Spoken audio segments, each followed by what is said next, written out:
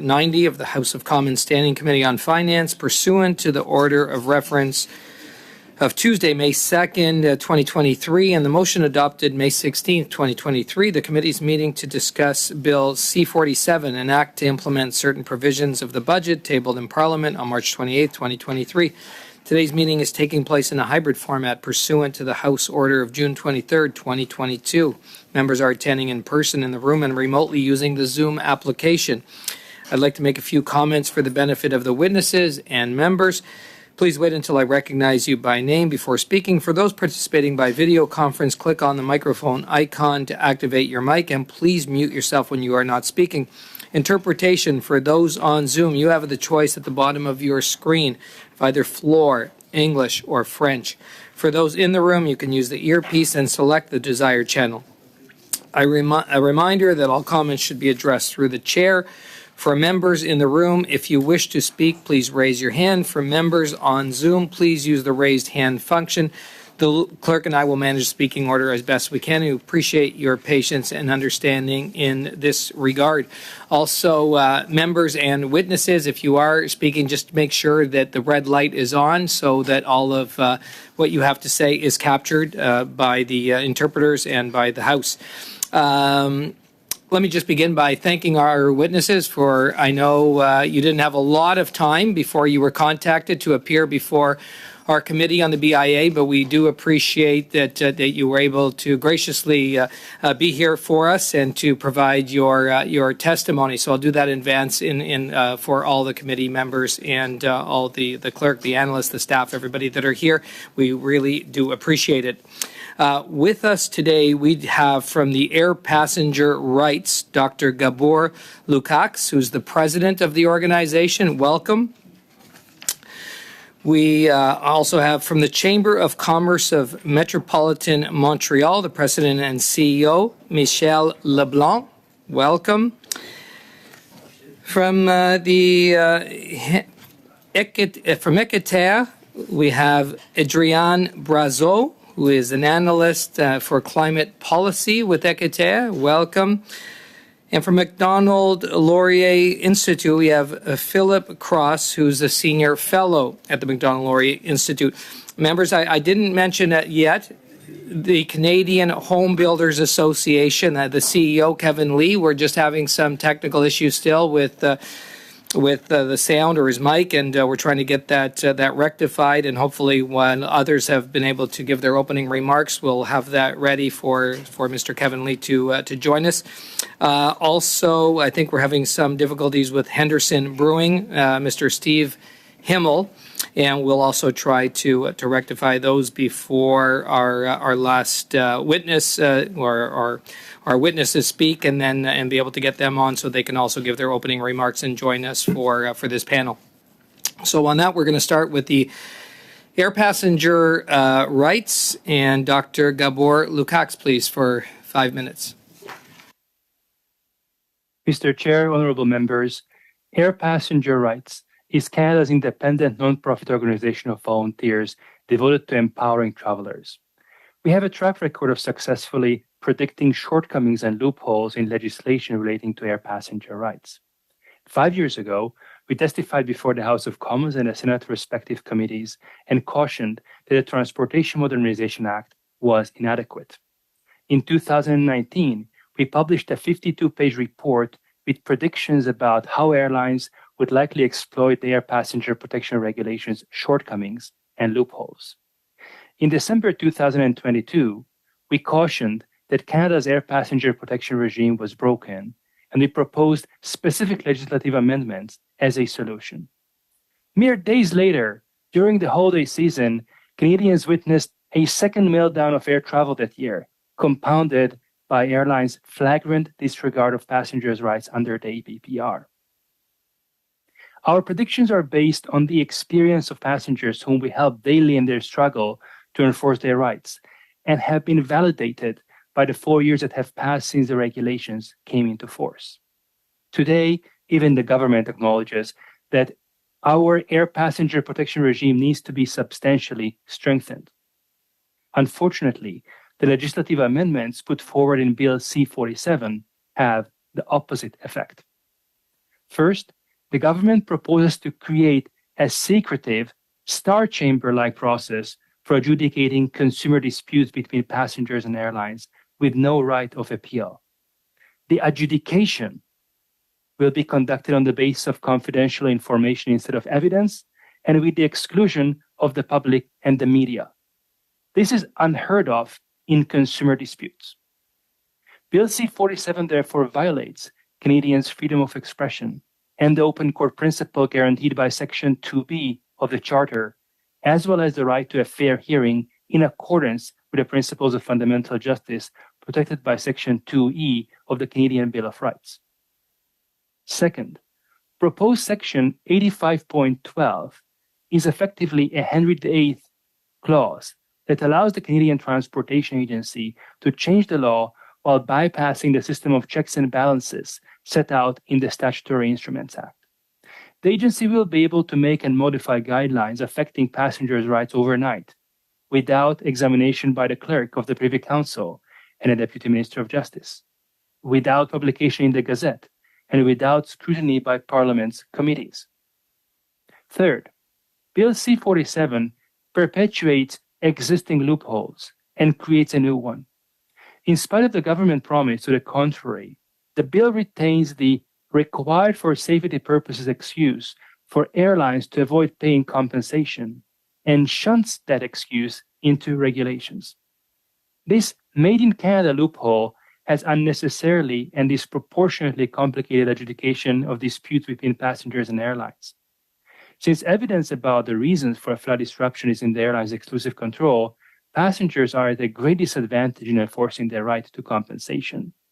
Bill C-47, however, shifts the burden of proof to the airlines in such disputes only if the passenger gives up their right to a fair and open hearing before an impartial judge, and instead agrees to submit to the star chamber-like process. Bill C-47 also creates a new loophole. Clauses 467 to 470 would allow airlines that sign a so-called compliance agreement to avoid paying penalties for violating passengers' rights. To summarize, many of the government's proposed amendments to the Canada Transportation Act miss the mark, do the opposite of their stated purpose, and will weaken not only air passenger protection, but also fundamental rights in Canada. We urge you, lawmakers, to amend Division 23 and not to forego this historic opportunity to create a robust air passenger protection regime in Canada. A suitable model for amending Division 23 would be Bill C-327, a private member's bill to harmonize Canada's air passenger protection regime with the European Union's gold standard. Bill C-327 has been endorsed by Canada's leading consumer protection organizations. It is what Canadians need. Thank you. Thank you, Dr. Lukacs. And now we will hear from the Chamber of Commerce of Metropolitan Montreal, please. Monsieur Michel LeBlanc. Merci, Monsieur. Thank you, Mr. Chair. I'd like to thank members of the Standing Committee for giving me the opportunity of talking to you about some issues, and I am aware that time is very limited, so I will mention 5 main topics. The first one is not new. It's the business world's willingness to understand the path of going back to a balanced budget coming from the Government of Canada, and the willingness again to see this prescribed in official documents. The lack of this roadmap makes us vulnerable in terms of risks and more fiscal pressure and also increased taxes. Predictability is very important for the business world, so would like to see this roadmap, as an element giving us that predictability and not just as a way of quickly reducing expenditures or increasing taxes. The second issue that's very important for the business world and also is in the budget is Canada's response to the Inflation Reduction Act in the U.S. and the investments by the U.S. again in green economy. So from Canada's perspective, companies will need to compete, our projects will have to go forward, and we need investment strategies at least as strong as what we saw in the US budget. We are very satisfied that the Canadian response involves an investment that's 2 times higher than what we're seeing in the US in terms of ratio of GDP. So Canada's response for us is very important. The battery production, electric battery production, is also going to be very positive for the region around Montreal. Also, support for SMEs in the urban setting will also be very strategic. In the framework of these great investments, it's also very important for us to look into the question of the efficiency of government services. Last year, we've seen the government of Canada found itself in when it comes to temporary immigration or the production and distribution of passports or the situation in airports. The government of Canada is currently displaying some challenges when it comes to the efficiency of its services. We would like to see, and we ask that in the BIA, that there is more emphasis on certain amounts being set aside to improve government services. And another topic that's very important for us is the interprovincial trade within Canada. We've seen certain strategies that encouraged Canadian companies to export, but we are seeing more and more tension when it comes to the renewal of the free trade agreement with the U.S. There are free trade agreements that are on the table with other parts of the world. And also within Canada, there's a deficit when it comes to interprovincial trade. Our Quebec companies, our companies from the Montreal region, especially the smaller companies, are not as active as we would like them to be when it comes to selling products and services to other parts of the country and vice versa. This budget does have some amounts to support interprovincial trade, but we would like to see that these amounts are made available quickly to companies, and so that they are able to seize additional opportunities within Canada. And I will conclude by referring to this budget as not covering something that's on the rise in all other OECD countries. And these are the amounts that are necessary for military equipment and a national defense. We are in an ever-changing universe with international tensions and with engagements to support Ukraine and pressure on our existing park of equipment, and with the full knowledge that we have a limited capacity to properly protect our territory, especially in the Arctic.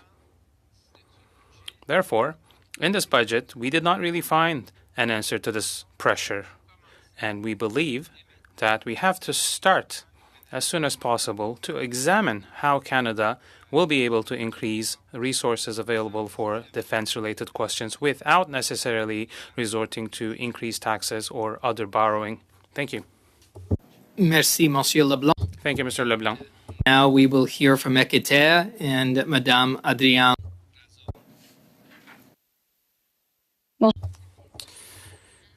Good afternoon, Mr. Chair, members of the committee. My name is André Ambrazo. I'm a climate policy analyst at Équiterre. And Équiterre is one of the largest environmental organizations in the country, and we are celebrating 30 years of action to protect the environment. This year, our organization works on 4 key issues: climate, sustainable mobility, food systems, and consumer issues, as well as waste management. Équiterre seeks to advance these issues in a way that benefits Canadian families and contributes to lowering the cost of living while fighting the climate crisis and the collapse of ecosystems. Équiterre is a member of the Green Budget Coalition, which is a group of 20 Canadian organizations whose mission is to collectively develop and promote a comprehensive set of policy recommendations for the annual federal budget. So first of all, we welcome the various initiatives promoting social justice announced in the last budget, such as the new Canada Dental Benefit. We also support all measures of Bill C-47 that seek to strengthen penalties and oversight to limit environmental damage, as well as those that encourage the consumption of durable goods. For example, the additions to Section 232 of Bill C-47 amends Section 36 of the Customs Tariff Act and proposes to add the General Preferential Tariff Plus to goods originating in a country that complies with international standards that relate to sustainable development, labor rights, and human rights. So we believe that this is a good step forward in raising socio-environmental standards, especially in international trade. Now, more generally, we believe that the budget also presents several interesting measures for the transformation of our economy, including the federal assistance for the decarbonization of the country's electricity networks, as well as measures when it comes to labor and the cost of energy for individuals. So tax credits were also a key demand in this sector, and it was also one of the Green Budget Coalition's demands, and we are a member of this coalition. So the budget also includes some first steps in terms of source reduction, and we're hoping to be able to completely transform our economy in a carbon neutral, circular, and focused way that is focused on social justice. And according to a recent study, we are talking about a very big industry which has the potential of creating between 400 to 450,000 jobs in Canada. So we welcome the announcement of the establishment of a right to repair, especially for household appliances and electronics in 2024. In addition to the Minister of Finance's mandate letter included the introduction of an eco-fiscal measure to improve access to repair, and no details were announced in the last budget. So on a more global scale, there are other elements of the budget which appear to be problematic for us in terms of the climate crisis. First, investments in the development of carbon capture and storage, which is an unproven technology that is largely instrumentalized by the fossil fuel industry. It's being put forward in the budget by the government this year, and there are real issues at hand: the just transition of workers in sectors that are destined to disappear. So the transition of these people into sustainable jobs is very important as the global economy is transforming and Canada is lagging behind. For us, continuing to invest in exploration for new hydrocarbon deposits in the Arctic is another inconsistency in the budget. There are also investments dedicated to the development of the hydrogen sector, including that the energy produced from fossil fuels. So, this is another problematic element in the budget. And hydrogen is a form of energy that is limited and has a niche potential. So we must not fall into false solutions to the climate crisis. On the transportation side, road transportation is mainly responsible for GHG emissions in this sector. So we deplore the absence of new measures to develop public transit and active mobility in the last budget, while the number of vehicles on our roads and the size of these vehicles continues to grow. So to summarize, there are several elements in C-47 that we believe are interesting, and they will facilitate the transition to a carbon neutral and equitable economy, but there is still a lot more to be done to ensure that the highest emitting industries do their fair share, and to prioritize source reduction and to foster a more equitable and sustainable society. It is clear that more resources, more money will need to be deployed to fight against the climate challenges in Canada. And we are seeing effects everywhere across the country in different ways, but very significant impact. So thank you very much for your attention, and I'll be very happy to answer any questions you may have. Merci, Madame Brazo. Thank you, Ms. Brazo. We'll go to the Macdonald-Laurier Institute and Mr. Philip Cross, please. Thank you. Canada is in the grips of its slowest decade for economic growth since the 1930s. This is evident in the average annual increase of just 0.8% in real GDP per capita over this period. This extended period of almost no growth has widened the gap between per capita growth in the U.S. and Canada. Since 2016, U.S. real GDP per capita rose a cumulative 11.7% versus a 2.8% gain in Canada. This divergence of growth between the two countries occurred before, during, and after the pandemic. The ability of the U.S. to sustain growth over the past decade shows that Canada's stagnation was not the inevitable result of an aging population or the exhaustion of technological innovations, but instead reflects factors under Canada's control. The most obvious sectoral sources of Canada's stagnation are business investment and exports. Since 2014, business investment in Canada fell 17.6% in volume, compared with a 23.5% gain in the U.S. Meanwhile, after peaking in 2015, Canada's exports receded 0.4% versus a 14% gain in the U.S., despite the stimulus from a 25% devaluation of the Canadian dollar. Business investment in plant equipment and exports of goods together account for 37% of Canada's economy. When over one-third of an economy contracts over an 8-year period, inevitably overall growth will be significantly reduced. This is especially true for investment in exports, which contain Canada's most productive and innovative technologies, because they face the most pressure to compete and innovate. The prolonged slump of business investment in exports also reflects the limitations of monetary policy to influence industry structure. Slumping business investment in Canada is a particular concern.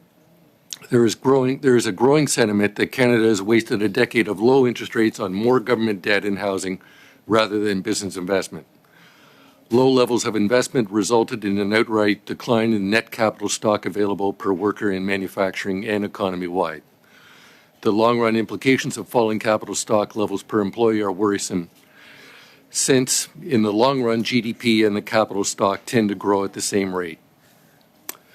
Beyond their direct impact on slower overall economic growth, the persistent slump in both business investment and exports is symptomatic of structural shortcomings in Canada's economy.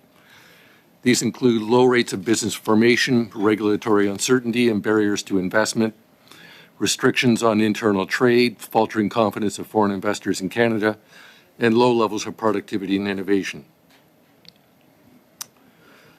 One manifestation of chronic weak business investment and low productivity is the OECD's forecast that Canada's per capita GDP growth between 2020 and 2060 will be the lowest amongst its 29 members. This underscores Canada's economic growth will continue to falter for decades without fundamental changes in our approach to the economy. A return to sustained faster economic growth in Canada will not come from selecting from the menu of policies proposed by government advisors offering one-time boosts to income, but from harnessing the potential of Canada to innovate and its entrepreneurs.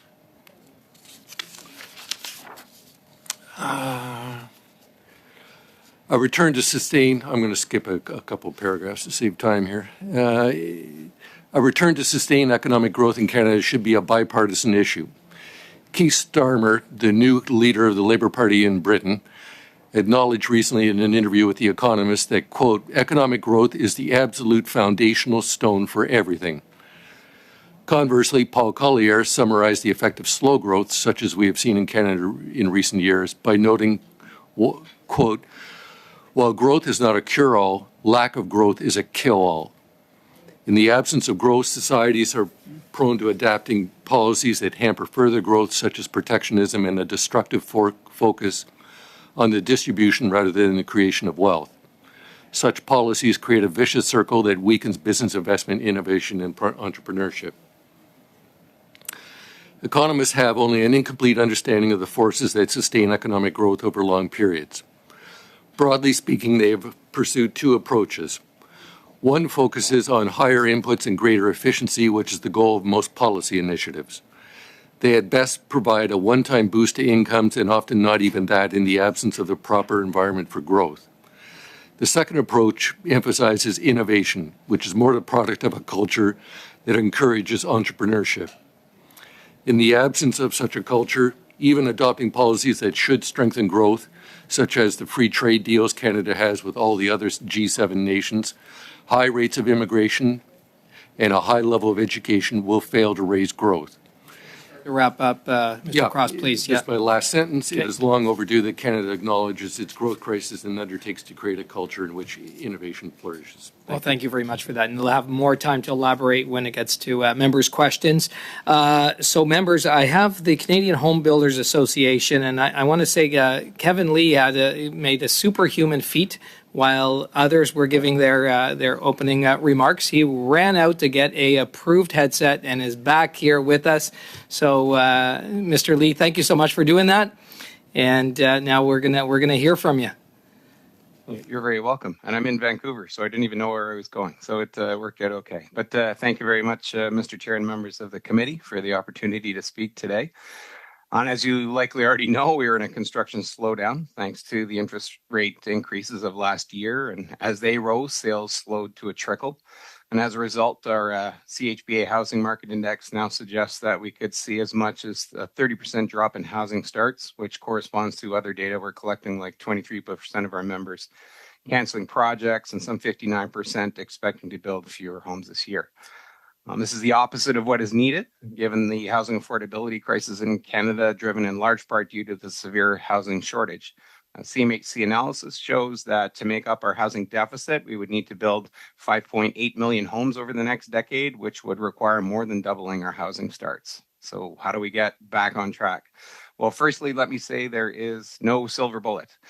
We need a comprehensive approach from all angles and from all levels of government, and focus should be on three key areas.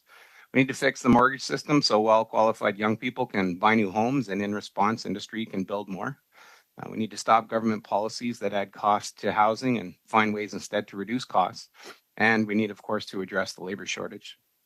Regarding the mortgage system, Canada has been so worried about its financial system stability that we have taken away the ability of young Canadians to buy homes. We've overcorrected at the cost of dropping home ownership rates from nearly 70% in 2011 down to about 66% in 2021. And one would expect this would all be to protect against what would be rising mortgage defaults, but instead the mortgage arrears rates have fallen to historic lows of about 0.15%. Furthermore, young Canadians have the lowest risk profile of any mortgage borrower. So as this budget looks at its oversight of OSFI, all government departments, regulators, and agencies should be tasked to work together to balance risk with the need to build more homes, address affordability, and return home ownership to being an attainable dream for more Canadians. It's not time for OSFI to tighten mortgage rules still further. In fact, it's quite the opposite. It's time to find ways to relax the stress test on both insured and uninsured mortgages responsibly. It's also time to allow mortgage insurers to return to 30-year amortization periods to enable well-qualified first-time buyers to be able to access the market. This will enable more housing to be built, thereby avoiding cost acceleration, and enable the home ownership rate to turn around as it should. Governments also need to stop adding costs to homes and instead need to do their part to reduce the price of homes. The GST rebate on new homes hasn't changed since its inception in 1991. And in the over 30 years since that time, the price of homes has more than doubled. It's time to double the GST rebate thresholds themselves. And I would add that the first-time homebuyers plan, tax-free home savings account, and renovation tax credits are all good steps as well, given that every little bit helps. Also regarding the GST, we need to zero rate purpose-built rental construction as we do groceries, since GST cannot be collected on rent. Currently, the GST translates to higher construction costs and higher rent. Capital gains and capital cost allowance treatment also harm the business model of purpose-built rental, and developers are far better to build condos. Tax reform on rental is therefore needed to fix the broken business model of purpose-built rental and get the hundreds of thousands of units we need under construction. Meanwhile, every code or standard change these days, and there are many, is increasing the cost of construction. It's time to make affordability a core objective of the National Building Code and only allow cost-neutral changes. If a change is important, but it's more expensive, we need to invest in R&D to make it affordable before regulating. Cities too need to stop adding costs to construction by continually increasing development costs and taxes, and need to change their approach and accelerate development. The rollout of the Housing Accelerator Fund is an important step in encouraging that change. The tying of infrastructure and transit investment dollars to housing supply outcomes also needs to move forward. We also need to cut red tape that adds costs. Simply, industry needs to be exempted from the underused housing tax. Our members are filling out thousands of forms for nil returns for the underused housing tax for no reason. And finally, and very importantly, the labor shortage. The Canadian Apprenticeship Service, the labor mobility deduction, and the doubling of the deduction for tool expenses are all good steps. But we still need many more people, so the plans of the government to focus immigration on skilled workers, especially for home construction, are critical to get more homes being built faster. But even with that, we will not have enough workers to double housing starts. We need to increase productivity through factory-built solutions, but that will take investment, and the volatility of the market makes that investment risky. CHBA is beginning an industry transition strategy that will outline the types of changes required, the risks involved, and the way the federal government can help support that transition. We recommend that the government prioritize and support investment in modular and other factory-built technologies, similar to the most recent federal budget's emphasis on clean technology investments through tax credits and strategic funding. And with that, I'll end it, and thank you very much, and I look forward to answering any questions you may have. Well, thank you, Mr. Lee. And again, thank you for your efforts to be with us and to get that headset. And we heard you very clearly. We are going to go to the rounds of questions from members now. We're the first round, 6 minutes to each party. We're starting with the Conservatives. I have MP Morantz for those 6 minutes. Thank you, Mr. Chair. I'm going to direct my initial questions to Mr. Cross. And it's a delight to see you in person. We have spoken a few times over the last few years over Zoom, and it's great to have you before the committee. I wanted to talk, just to give a bit of history. When I was first on the Finance Committee, just very early on, we had the outgoing Governor of the Bank of Canada, Mr. Pallaz, at the committee. And I asked him about his program of quantitative easing. I said, historically, hasn't this sort of thing been inflationary? And he insisted, no, that, we should be worried about deflation. And then we had, the current bank governor, Macklem has said actually in one of his press conferences about a year and a half ago that interest rates would remain low for a long time. So I find it interesting that, the greatest respect, sometimes economists get to say all kinds of things, and it's probably the only profession where you can be so wrong and get to keep your job. But now we have a situation where we have massive inflation, interest rates are high, I just want to get your confirmation on a number of issues. So, for example, would you agree that the quantitative easing combined with profligate government spending over the course of this government is a factor in inflation in Canada? Oh, undoubtedly. I mean, there's no question that the Bank of Canada acknowledges that inflation is caused by demand outstripping supply. Demand growth was deliberately fueled by what was believed to be stimulative fiscal and monetary policies during the pandemic. The pandemic obviously did some damage to supply, more than economists had thought. So the combination of the two, it's quite refreshing to, you should look up what Mervyn King, the former governor of the Bank of the Bank of England said. He very clearly stated, unlike a lot of the obfuscation you get from central bankers here in Canada, he just basically said, we increased the money supply, that increased demand, that increased inflation. It's that simple. Thank you for that. And I couldn't get the current bank governor to say that. He's happy to say that quantitative tightening is a great tool to help control inflation, but he wouldn't confirm that quantitative easing is a cause of it. But would you agree then that the claims of the Prime Minister and the Finance Minister that inflation has come to our shores because of external factors is accurate?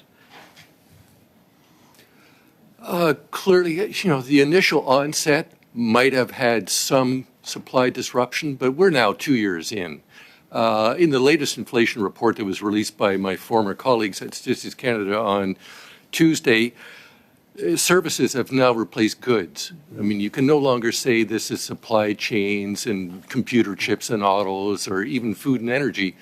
Inflation is increasingly embedded in the service sector of the economy. That's driven by domestic factors and particularly wage inflation. I'm going somewhere with this. I don't mean to interrupt you, but so now we have homegrown inflation. We're 2 years into a government that is willing to spend endlessly, double the national debt, has added another $60 billion in spending over the next 5 years, just over and above what they announced in November. And because of that, the governor of the Bank of Canada has, despite saying interest rates will stay low for a long time, people shouldn't worry about that, has now raised the bank rate to 4.5%. I know it seems self-evident, but I just want to get confirmation from you on the record. Is there a direct correlation between inflation and the bank increasing interest rates? Unquestionably. I mean, even the bank would say, of course, that's why we're raising interest rates, is to bring inflation under control. And there's a direct correlation between increased interest rates and how much people pay on their mortgages. Undoubtedly, the Bank of Canada gave a briefing on that very subject today. And there's a direct correlation between inflation, which is largely caused now by domestic spending policy, and the price of housing. Yes? The price of housing or the cost of owning a home? The There's cost of two owning different a home. things. The cost of owning a home. The cost of owning a home, yes. And groceries? And groceries, I think that's one area where I think it's a reach between grocery. Food is more determined by supply factors than demand. I think it's unique in that respect. Yeah, fair enough. Now, I just want to go to, thank you for that. I want to go to Mr. Lee for a second. Mr. Lee, you said that housing starts have dropped. Okay, quick on. You said that housing starts have dropped by 30%. Have you ever seen that happen before? Is that in your career? Yes. Yeah, over time we have seen starts tail off for sure. And what I'm saying is our housing market index is suggesting they could drop by 30% moving forward. We're seeing the slowdown now because we look at sales, starts will lag. 10 seconds. What could government do to fix that? Pretty much everything I outlined. Yeah. Got to come at it, multi-pronged approach. Thank you, MP Morantz. And now we're going to go to the Liberals, MP MacDonald, for 6 minutes. Thank you. And I'm going to direct some of my questions I'll follow up with Mr. Lee again for all the hard work you did to get here. We should accommodate you as much as possible. But the mortgage default question that you talked about, arrears are at an all-time low, which is very interesting because we've heard over the past couple of years that what was going to happen to the housing market and the defaults that were going to take place. And hearing you say that is very interesting. So I'll let you kind of expand on that a little bit, but I have a couple more questions for you quickly. Yeah, I think you're absolutely right. And there was the mortgage deferral cliff that the past president of CMHC was warning about, and nobody was agreeing with that at the time either. And so, what we've really seen, there's so much risk aversity right now with respect to the financial system at large that we sort of lost sight of the fact that housing is a good financial investment, and the debt that comes along with that servicing is actually creating financial wealth for Canadians. Houses aren't supposed to accelerate at the rate that they have. That's another issue, and that's not why people buy housing. People buy homes not to get rich, but to put a roof over their head. And we really need to make that available to the next generation. And all of the mortgage rule tightening and all of that has really locked out the next generation, and we've overcorrected. Well, I think we were in an unprecedented time, so it's very interesting to look back now as a kind of a history lesson for us going forward. But you also mentioned the amortization period. Can you just give me a couple of examples on how this could possibly stabilize young persons getting into their first-time homes? Yes, well, of course, about 12 years ago now, we made our final march down from 30-year AMs down to 25, coming down from 40, which was probably too high. But that last hit from 30 down to 25 really knocked thousands of potential buyers out of the market. And so we would suggest that it is time to return to 30-year AMs for insured mortgages for first-time buyers. It gives them extra purchasing power, and at this time when we look to double housing starts, we can't just build houses with nobody able to buy them. And the days of building spec homes are not really upon us. We're going to need to make sure we have qualified purchasers. So, when you're looking at entry-level homes, getting first-time buyers into the market with 30 grams would make a lot of sense. They're not going to drive the entire housing market crazy. And in fact, it's a little bit of a chicken and egg. You need more homes, but you can't have more homes unless people can afford it. So let's enable those young people to get in. They're going to be in the mortgage market for more than 25 years anyway. They're going to get in, live in that house for a few years, get a move-up home, at which point, ironically, they can get a 30-year AM or a 35-year AM on their next home, but somehow we're not allowing young people to get into the market in the first place. Thank you. And you talk a little bit about in your reaction to Budget 2023 about the ratcheting down the stress test. And it was somewhat of a controversial item at the time. And I'm wondering, now that we look back and we've seen the interest rate crawl up to 4.25, and the stress test was based, I believe, on 5 or 5.25. And I'm just wondering, was that a good move at the time? And can you provide any details on how quickly we should reduce that stress test level, or any statistics or anything you have that you can provide me with? Yeah, well, I think when you look at it, certainly if you're on the side of what the stress test is very good, you would say, well, look at the arrears rate. Conversely, you would say, if you're on the side of, well, we need more Canadians to be able to buy homes, you'd say the arrears rate is at historical lows. So we've kind of gone too far. So it's finding that happy medium. There's been a lot of talk ever since it came in that it was a little too strenuous and that it should be adjusted. One of the ways we've always suggested it be adjusted is that it be ratcheted down with longer term mortgages. So right now, a 5-year fixed mortgage is the most common, and we don't see much of 7 and 10-year mortgages. But if we were to ratchet down the stress test around 7 and 10-year terms, you could encourage people to lock in for longer. It creates more stability in the marketplace. By the time they're at 7 or 10 years, household incomes have probably gone way up. You have much more equity in your home. And so you're in a much better financial position, and you've taken away a lot of the risk while creating stability in the market. So that would be one of our recommendations around the stress test.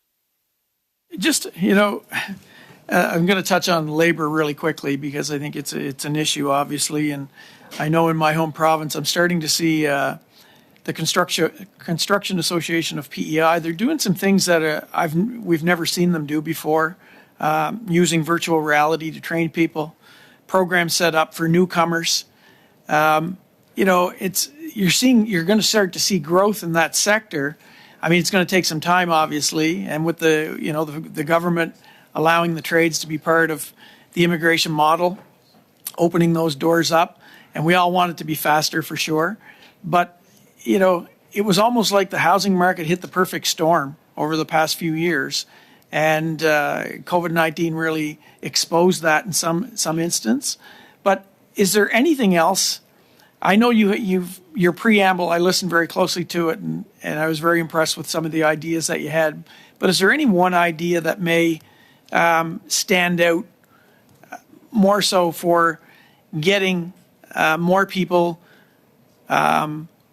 immigrants into the workforce more quickly that you're not seeing somewhere, like in Vancouver, if that's where you are today?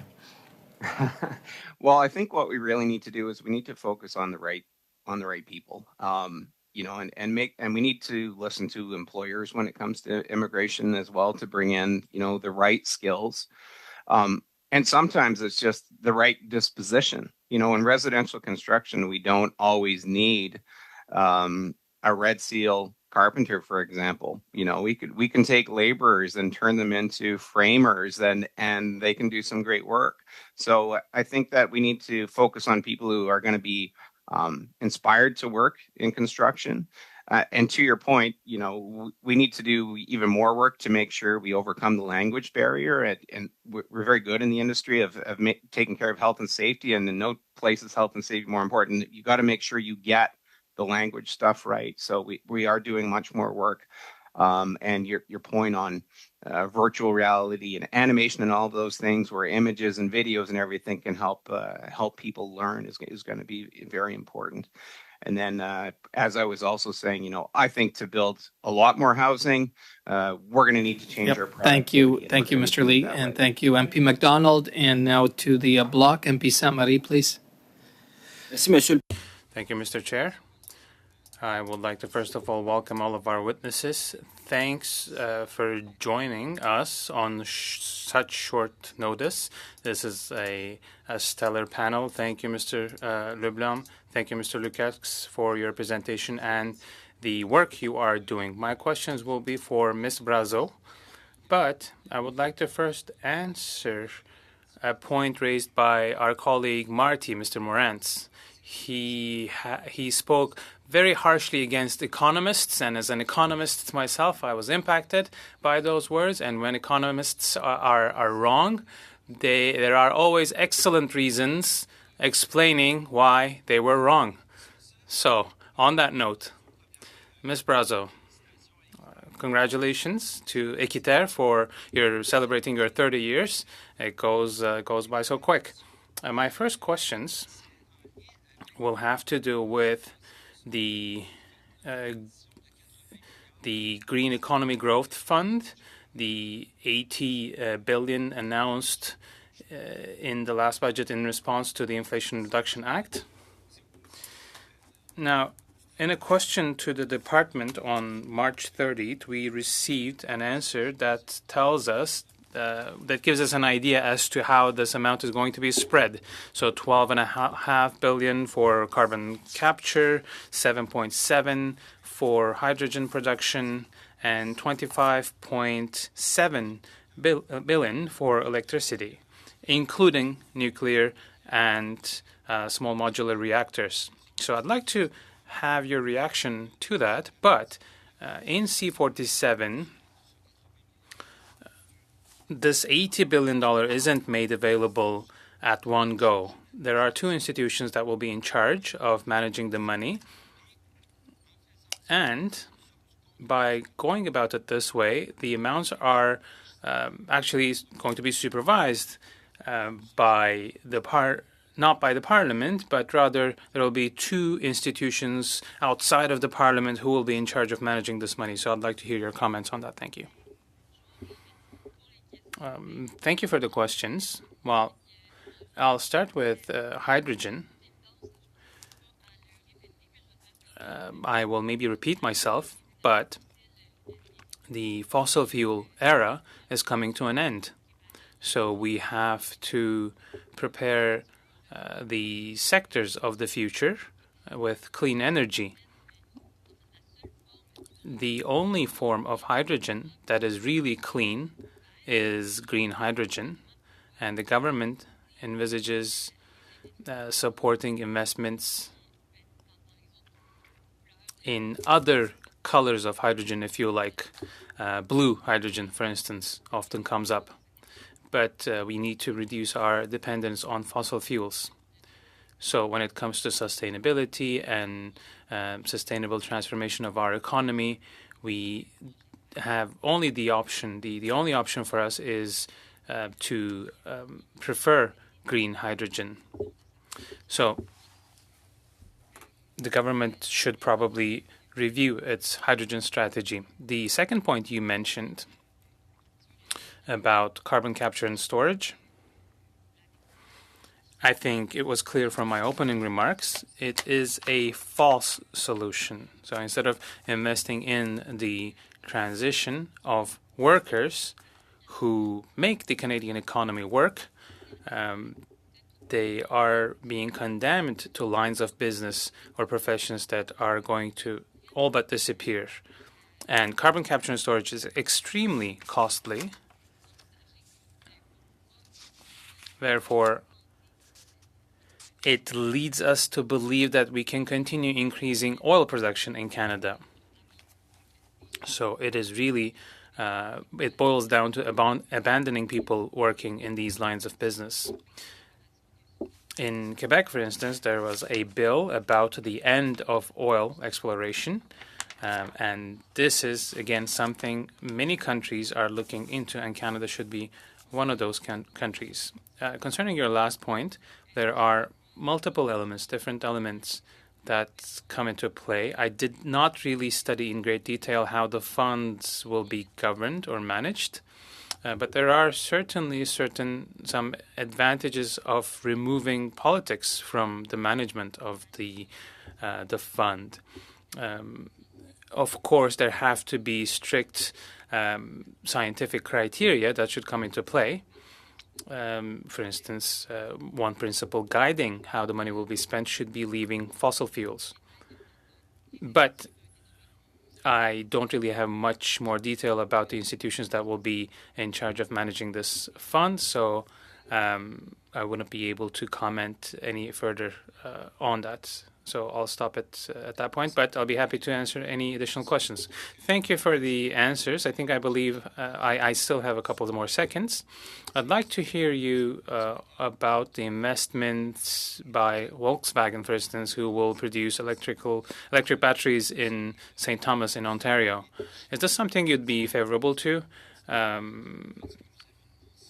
Do you have a specific stance on this development, for instance? Thank you. Well, it is clear that the automobile industry needs to be transformed if we want to remain relevant and competitive in tomorrow's economy. But the size of the batteries or the vehicles that we'd like to build, well, I believe we need to focus more on smaller size vehicles. And energies from fossil fuels, of course, if there's going to be reliance on that, that's simply not going to be compatible with our objectives, or rather what we would like to see. And we need to focus more on the type of vehicle we'd like to see on our roads in the future. If it's going to be only pickups and SUVs, then that's a different story. What we would like to see is that smaller vehicles remain among the options, and people choose to buy these. So there should be more affordable options. Thank you very much. We're going to go to the NDP, and we have with us MP Bachrach, and welcome to our committee. And the floor is yours. Yeah. Thank you, colleagues, for allowing me to sit in on the Finance Committee. Shifting our discussion a little bit to the topic of air passenger rights, I want to start by thanking Dr. Lukacs for his tireless work on behalf of Canadian air passengers. He does this as a volunteer, and over the past several years has emerged as Canada's foremost consumer advocate in the air passenger space. And I think a lot of the advancements that we've seen are due to his work. So I'm very pleased that he's joined us today to talk about the portion of Bill C-47 dedicated to this government's attempt to finally fix Canada's air passenger protection regime. Dr. Lukacs, you and I worked closely on developing Bill C-327, the Strengthening Air Passenger Protection Act. I wonder if you could comment a little bit on the contrast between what is in that private member's legislation and what we see in Bill C-47 today. Thank you for the question, and it's a pleasure to be here. There are two main differences that are worth mentioning. The first and the most important one is about closing the loophole with respect to the required for safety reasons. The private member's bill, Bill C-327, hard codes in the primary legislation that compensation is the norm, and the airline can avoid compensation only in truly extraordinary circumstances. And those circumstances are spelled out in Bill C-327 clearly. They are not left to anybody else to decide. In sharp contrast, the budget bill retains the loophole. It actually makes 4 references to the required for safety reasons if you do a search in the electronic text. And on a longer timeline, it shunts the list of exceptions to the Canadian Transportation Agency in the form of regulations, where we know we have already heard just yesterday or the day before from the airlines that they would like to see the same loopholes retained, on claiming that safety is so important that airlines should never have to pay compensation when a flight is canceled due to so-called safety issues. A second important difference is relating to the burden of proof. In the Bill C-327, the private members bill, it is clear and unambiguous that doesn't matter whether the passenger goes to small claims court or to a provincial superior court or a class action in a federal court, the burden of proof will always be on the carrier to show why a flight was delayed or canceled or why a passenger was bumped. In sharp contrast, in a Budget Implementation Act bill, that burden of proof is shifted only if the passenger agrees to forego their right to due process before an impartial judge, agrees to a Star Chamber-like secretive process, and goes to the Canadian Transportation Agency's kangaroo court, essentially. So what the minister tells us and what the department tell us is that they're going to close the loophole using exemptions that the Canadian Transportation Agency will be developing and will become evident around the next corner. Is the CTA well positioned to craft these exemptions for the airlines? Unfortunately, the past 4 or 5 years have shown that the Canadian Transportation Agency is well positioned only to act in the airline's private interest and does not serve the public interest. We have seen it recently during the pandemic in the refund versus vouchers controversy. The agency lacks independence. They don't act in the public interest. They more act as a excuse, a cover for the government to avoid responsibility and say it wasn't us, it was them, it was the arm's length body. But that is actually a very stubby arm. The Canadian Transportation Agency should not be entrusted with this. And furthermore, as it stands, there is nothing to prevent legally the Canadian Transportation Agency from keeping the same required for safety loophole that has been causing such a tremendous amount of difficulties and massive amount of backlog. Thank you, Dr. Lukacs. The government has claimed that C-47 and this new approach to air passenger protections will make this the strongest air passenger protection regime in the world. Do you feel like that's a fair statement, given what you've seen of the legislation?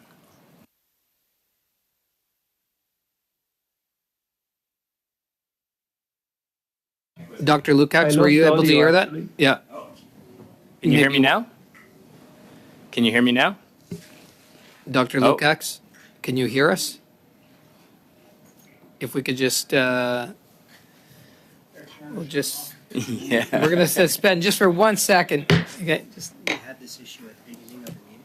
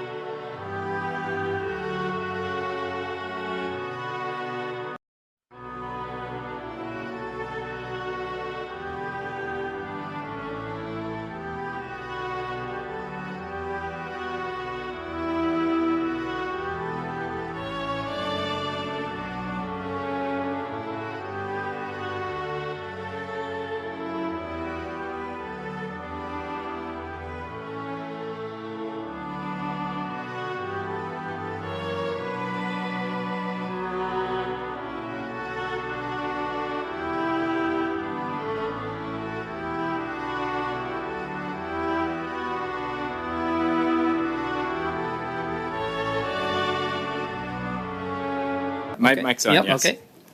MP Backrack? Okay. The question, Dr. Lukács, was that the government has claimed that this legislation is going to be the strongest air passenger protection regime in the world. Do you feel that's a fair statement? I'm afraid I'm unable to agree with that statement. The government is unfortunately perpetuating existing loopholes, creating a new loophole that would allow airlines to avoid paying a fine when they are caught breaking passenger rights if they sign a so-called compliance agreement. And they are not closing the burden of proof loophole properly either, unfortunately. Thank you, Mr. Chair. Backrack and members, witnesses, we're going to our second round of questions. We're starting with MP Lawrence for 5 minutes. Thank you, and my questions will be directed towards you, Mr. Cross, and thank you for joining us today, especially on this late notice. And they'll mainly focus around the article you wrote, I believe, on May 10th. And a lot of the comments were given in your opening, which is fine, but I'd love to give you the opportunity to elaborate a little bit more on those. So just to reiterate what you said, I guess, in the early, in your opening comments, we are in the worst economic growth rate, real GDP growth rate since the 1930s. That's a true empirical fact.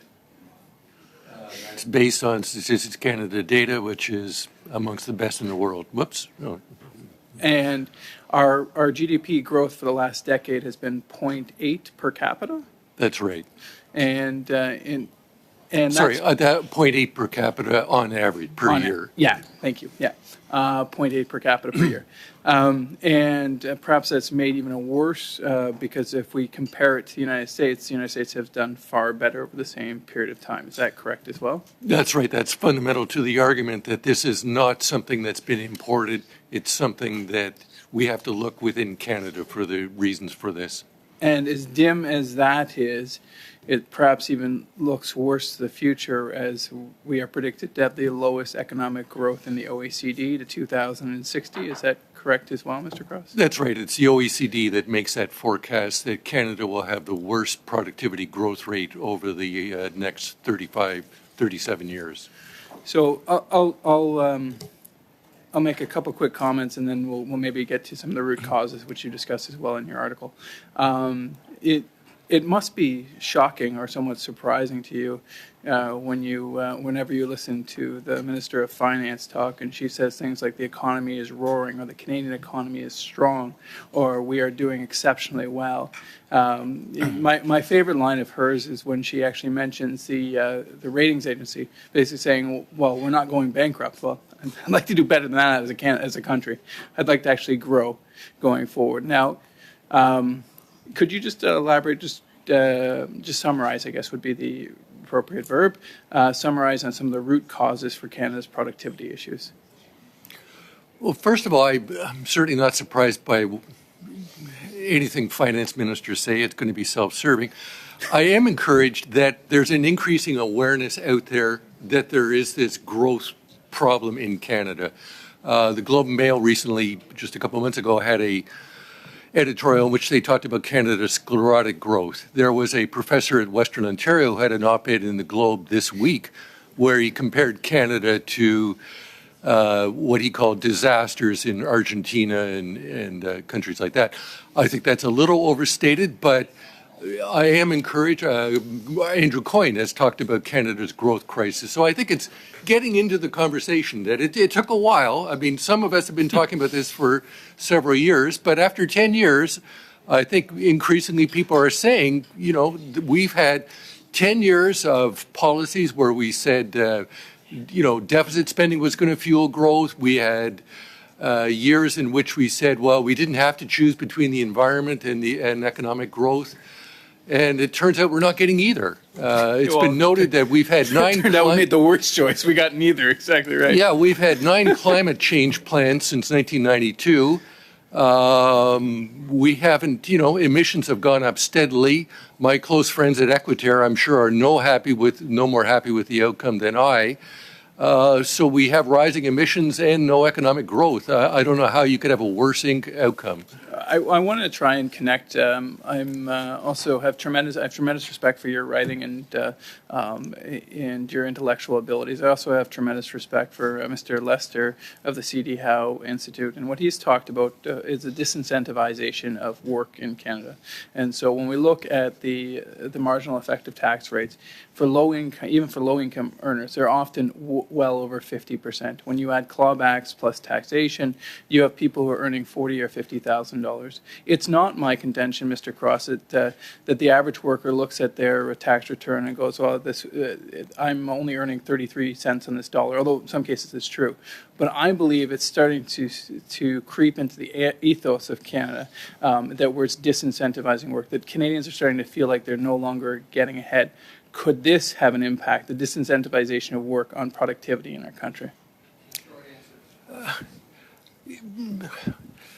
Yes, but I think there's a bigger problem with taxation. And the taxation is, I'm going to quote Paul Wells. I go back to that there's increasing recognition in the public debate in this country that something has gone wrong.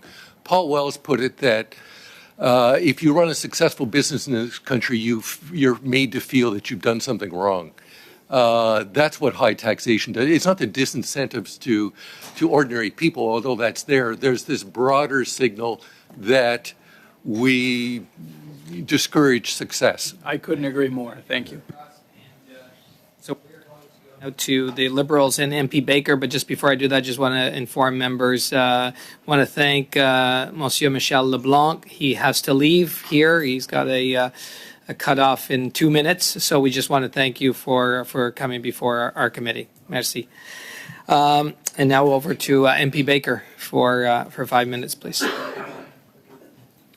Thanks very much, Mr. Chair, and thank you to all the witnesses for being here.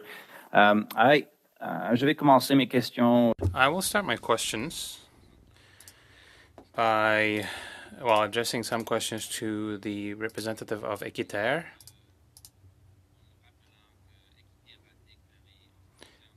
You mentioned that Équiterre's stance on the budget 2023, at least part of it, is that you welcome the decarbonization of the electrical systems or grids across the country.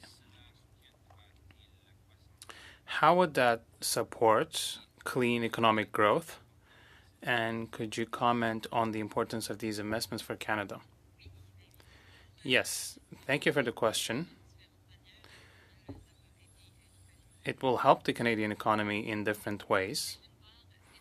On the one hand, decarbonizing our energy systems will lead to significant environmental gain.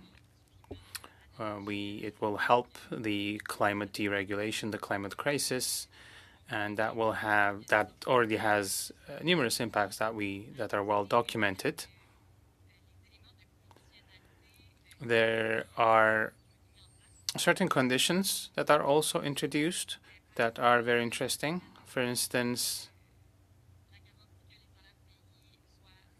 there's a guarantee or mention of it that the salaries that are paid will be competitive, and there will be internship opportunities and learning and training opportunities for workers. That is very, very interesting. This is something we'd like to see across the board in all government programs. There is also support made available to provinces only when, in relation to these decarbonization projects. This will help lower bills. This will, of course, help many people when it comes to the cost of living, which continues to increase.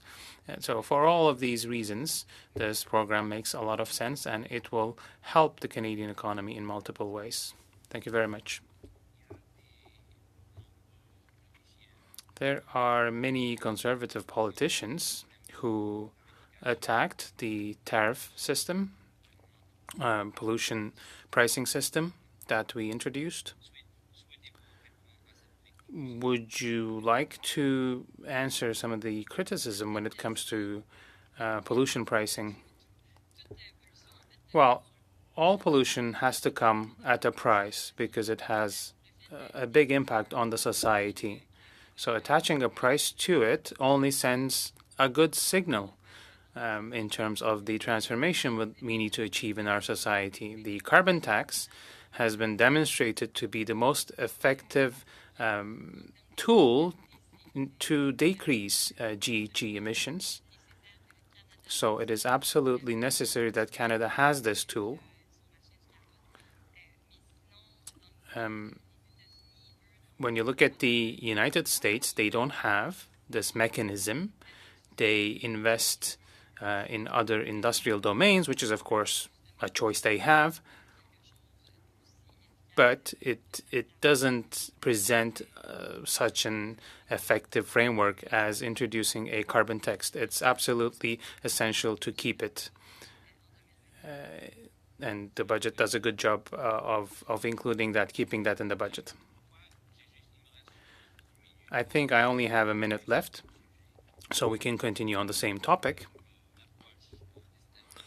The approach of the United States, why do you think it has a lesser impact than having a carbon tax? Well, I'd just like to add that the carbon tax in Canada is also positive because money goes back into the pockets of Canadians. That is very, very interesting, very positive. In the U.S., the majority of their commitments are very large scale, but they don't seem to have many regulation-focused tools. They are still trying to incentivize different industries rather than punish them. But it has been demonstrated time and again that when you send a price signal attached to pollution, that tends to be more effective. Well, it's obviously very important to change not only the behavior of industry, but all of our behavior, just to make sure that we are not really harming the environment. Isn't that so? Yes, absolutely. And including individuals in this framework will also mean that companies will have to adapt what the individuals will demand. So if there's a carbon tax that is used as a mechanism, then people will be inclined to change their behavior, and this will push companies to find less polluting alternatives. And this spreads across the system. Thank you very much. MP Baker, now going to MP Saint-Marie. Merci. Thank you, Mr. Chair. I was sad to hear that Mr. LeBlanc just left us. I had questions for him. But I do understand that the chair and our clerks didn't really have that information beforehand, so maybe we'll invite him back. So, Ms. Brazeau.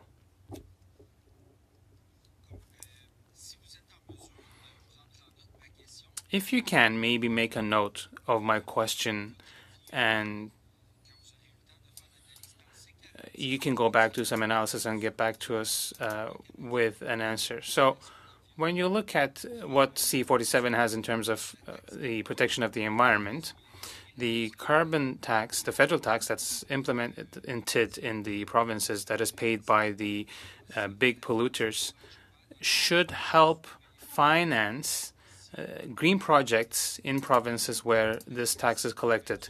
And if there are no projects, the tax that is collected goes into the consolidated fund. So C47 is modified so that this money goes into a fund that will help with projects later on. So I'd like to see Équiterre's position. Do you think this is a good measure, or do you think that this encourages oil companies to do other things? For instance, with municipalities, if they have money remaining for infrastructure before the 31st of March, they end up losing that money. So do you have an answer on that, or would you like to come back to us in written format? Can you specify why you mentioned oil companies who would be encouraged to behave otherwise? Well, in the provinces, where the federal tax applies, the tax is paid or it's collected, and the collected tax is supposed to help with a project that's good for the environment. But if there is no project before the end of the year, the money goes back into the pockets of the government, if I'm understanding this right. In C-47, the money will go into a fund or funds that will help these projects to be realized later on. So the question here is would that incentivize companies to take their time in terms of developing green projects, or do you think this is a positive measure? You can get back to us in writing, as I mentioned. Okay, thank you. Well, given that we have the target of reducing our emissions by 40% by 2030, I think your position is correct. Your interpretation of the matter is correct. So the effort shouldn't be postponed too further into the future if we want to see impact. Thank you. To the NDP and MP Backrack, please. Thank you, Mr. Chair. Dr. Lukács, we have this legislation in front of us. Based on that legislation, the government promises to craft regulations. But one of the clauses in C-47 empowers the CTA to also establish guidelines setting out the manner and extent to which the regulations are applied. So now we're kind of 2 steps away from the legislative process. Do you have concerns about the CTA essentially getting to write their own guidelines for the manner and extent to which these regulations are applied? Yes, we do have serious concerns about this, because this would be not just guidelines as the name claims, but when you look at the fine print, this will be legally binding. And legally binding guidelines that effectively alter the meaning, the extent, the way the regulations work. And when you look at the proposed Section 85.12, subsection 4, it is also circumventing the Statutory Instruments Act, which is a system of checks and balances that ensures that regulations are made properly. So we propose and urge lawmakers to delete Section 85.12. You were quick to highlight the confidentiality clause in the legislation that prevents passengers or airlines from discussing the matters that are part of the mediation process. The government's view is that passengers may wish to discuss sensitive personal information during mediation, and hence the reason for confidentiality. They also say that confidentiality is a common feature of most mediation processes. What do you make of these arguments? The arguments are misleading because this is not mediation. When you look at actually the process at Section 85.06, subsection 1, the end result is a legally binding order, just like in a court or in any tribunal that issues a legally binding decision. Mediation is, of course, confidential. There's nothing wrong with that. But once a legally binding decision is being issued, that is subject to the open court principle, that is subject to Section 2B of the Charter. And as the bill currently stands, it does, in our view, violate Section 2B of the Charter, violates freedom of expression, violates freedom of press. It creates a secretive process where a binding decision is being issued without the media and the public being able to scrutinize how that decision, on base of what evidence, on base of what reasons that decision was issued. This is unprecedented in consumer disputes. And now we're going to hear from the Conservatives MP Morantz for 5 minutes.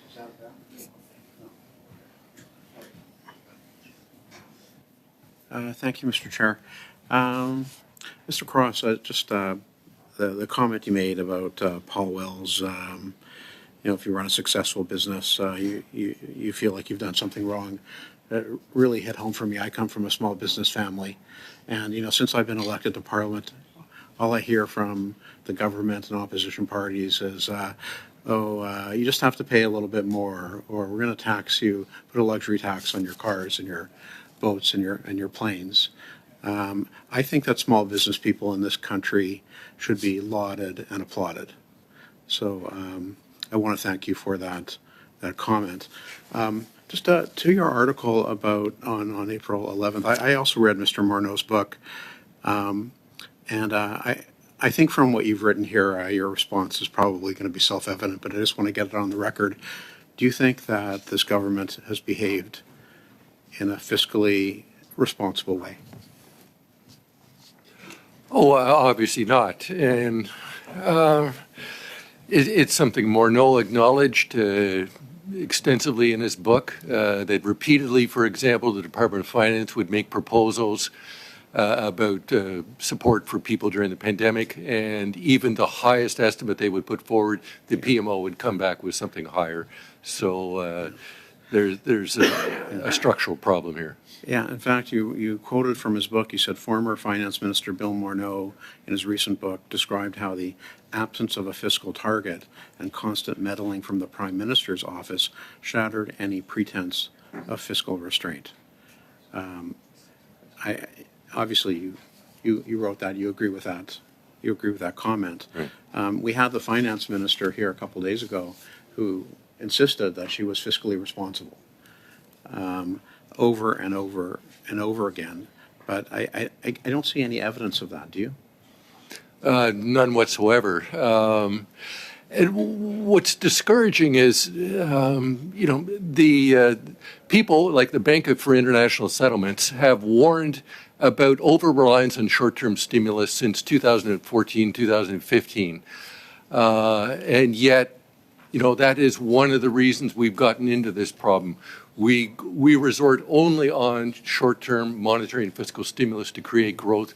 We don't look at creating the conditions for innovation, entrepreneurship, growth of small businesses, what's called gazelles, into larger businesses. That's where real growth comes from the longer term. In fact, the BIS repeatedly noted that to the degree that you rely on short-term fiscal and monetary stimulus, you actually subtract from growth in the long term. And after 10 years of slow growth, guess what? We're living in the long term. Yeah. Well, and exactly, but in the 22 budget, that budget actually acknowledged the growth problem. It had the chart in there showing us last in the OECD. In the finance minister's speech, he actually said that this is Canada's Achilles heel. So one would think that in that budget, and then again in this budget a year later, that there would be substantive policies to create more growth. Do you see any evidence of that in budget 2023? No, and like you and a lot of observers, I was surprised. There seemed to be a recognition in the 2022 budget that Houston, we have a problem here, a long-term structural problem with productivity. One would have thought that that would be the beginning of a process, and that seems to have been forgotten. And it's just we've gone back to the same old policies that have gotten us into this fix in the first place. Just how much more time do I have, Mr. Chair? 1 minute. Okay, so in that time, I just want to get you on record about this. The nexus between fiscal and monetary policy, which you talk about in the article, as it relates to getting inflation under control. And we saw inflation actually tick up a little bit this week, notwithstanding that the government projects that the average inflation rate over the course of this year in the budget will be about 3.5%, and the bank governor said it's going to be down to 3% by the summer. It's actually gone up. And what you talk about here is that there needs to be a kind of a marriage between fiscal policy and monetary policy in order for monetary policy to be effective. So would you agree that at this point in time anyway, Budget 2023 is at cross purposes with the efforts of the bank governor to wrestle inflation? And because of time limitations, I will point people to a paper I recently wrote, published by the Fraser Institute, on the need to coordinate fiscal and monetary policy. Even people like Paul Volcker would say, fundamentally, everybody looks at Volcker and says, oh, it's the monetarism that brought inflation under control. He'll be the first to say that, no, it was working with fiscal policy during that period and deregulation that produced the success in bringing in inflation. Sorry. Thank you, Mr. Cross. MP Morantz, and now to MP Chattel for 5 minutes. Merci. Thank you very much, Mr. Chair. I had many questions for Mr. Leblanc, so unfortunately, I'm not going to have the chance to exchange with him. So, if possible, we can invite him back. I will ask my questions to Mr. Cross. Thank you for giving us OECD data.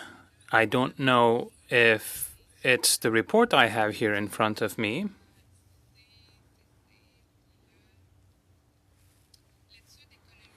This is OECD Economic Study 22-23 that they did on Canada.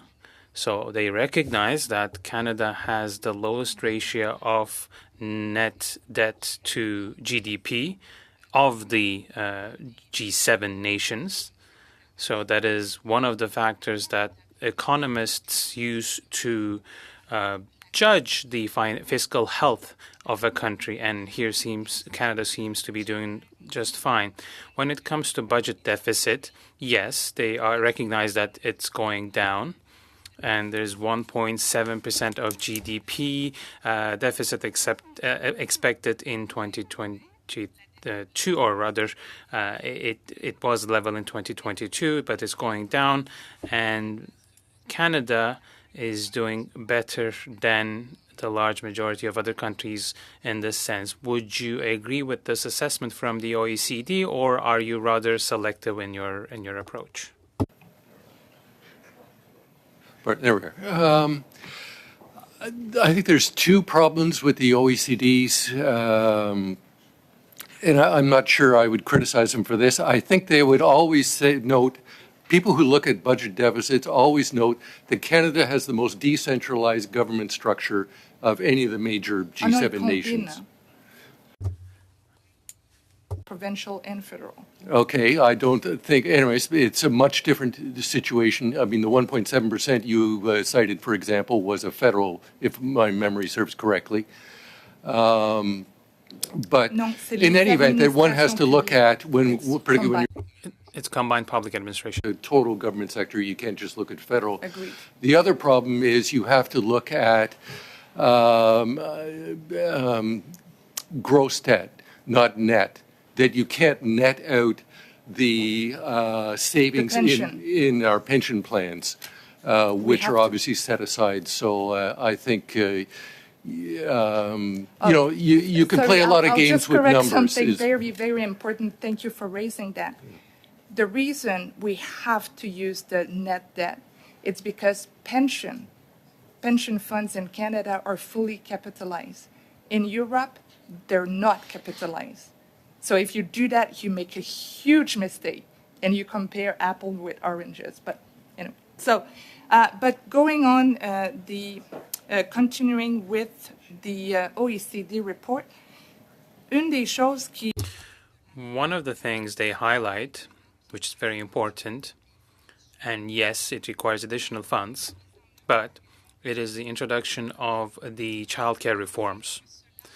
They say that this could strengthen the participation to labor markets, especially of women, and increase the living standards of Canadians, increase productivity, and partially solve labor problems or shortages in Canada. Would you agree with this assessment of the OECD? I have a question I would ask them is that, that's been the justification for a lot of government spending we've heard over the last 10 years. Childcare, it'll pay for itself. Infrastructure spending, it'll pay for itself. My question would be, if these government spending programs pay for themselves, why are we still running historically large deficits? And if they were supposed to enhance productivity, how come when I look at the productivity numbers, they're awful? Someone explained something very interesting to me. If I have a company and I'm told, well, if you do not invest in future technologies, your company will go bankrupt because you will no longer have a market. So either you invest right now, but if you invest, you are going to double your market share with the new technology. So you're proposing maybe to this entrepreneur not to invest because their deficit or their debts will go up. But within a couple years' time, unfortunately, this person will no longer be competitive. Is that your recommendation? Their business, because it's their money. Mm-hmm. And if they're willing to put their money at risk, and if they go bust, and it's their money, and they're not coming to me for reimbursement. But the problem is when it's government money, I can't avoid that. Donc, votre proposition. So your suggestion is not invest in Canadians' future to create good jobs of the future to remain competitive? Thank you. Discussion. We are going to Mr. Mobb, MP Mobb, and welcome to our committee. Lob, I apologize. Yeah. Yes. Yep. You're right. Thank you. Thank you. Well, thank you. Thank you. Thank you. It's been many years since I've had the chance to sit on the Finance Committee, so glad to be here. I just wanted to touch on something that my colleague said, Ms. Chattel said, and it's in regards to debt. Net debt, gross debt. I always believe that the government should list its gross debt. And I think net debt, when you get fooling around with CPP and the Quebec Pension Plan, it's no different than on a publicly traded corporation that has pensions within their corporation. Any way you look at it, it's not really their money. It is the workers' money, and it is for their pension. And so when you look at the numbers where we're at, closely approaching $2 trillion, just put that into context as how catastrophic and how much it's going to handcuff the country going forward. Well, I'm glad you raised that matter. It goes back to, this is something that if I learned anything in 36 years at Statistics Canada, it is this. You cannot understand the world through statistics. They're a very limited way of understanding the world. For example, I mean, you talk about gross versus net, and I'm not going to bore people with that. I mean, I agree with your statement that CPP and QPP. But there's another unfunded liability out there, the civil service pensions. The C.D. Howe Institute has published a gazillion studies on how that's not accounted for at all, or is not properly accounted for in the government books. That there's a large unfunded liability out there that the government has never acknowledged. So, you know, that's an example of how, you know, you can look at gross debt, but even that's missing some important things in the real world out there. The other thing is regulation. I had a meeting this week with Picton Terminals that's in Eastern Ontario, and it's quite a success story. It's small business owners that have developed this old Bethlehem steel port, and it has the ability to take containers all the way to the Netherlands. And it's a great story, except for the fact that the Minister of Public Safety will not grant the terminals the ability for a customs officer to clear some of the containers. Now, this Picton Terminals is prepared to pay all of the cost of the office, the cost of having the officer there, everything.